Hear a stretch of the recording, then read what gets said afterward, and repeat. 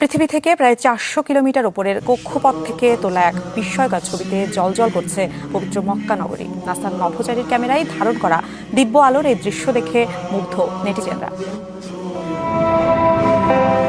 শহরের কেন্দ্রে সাদা রঙের উজ্জ্বল আলোর বিন্দু পুরো অন্ধকার ভেদ করে যা আলো ছড়াচ্ছে মহাকাশে।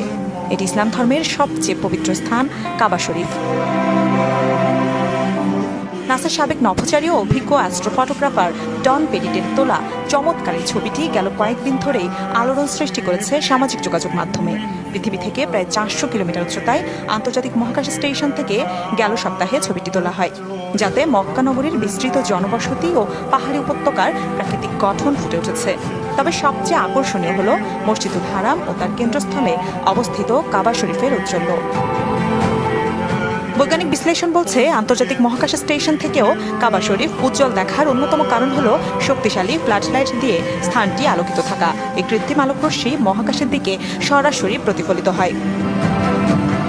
কাবার চারপাশে তাওয়াফের জন্য ব্যবহৃত মাতাফের মেঝে এবং পুরো মসজিদের আঙিনা শুভ্র মার্বেল পাথর দিয়ে আবৃত।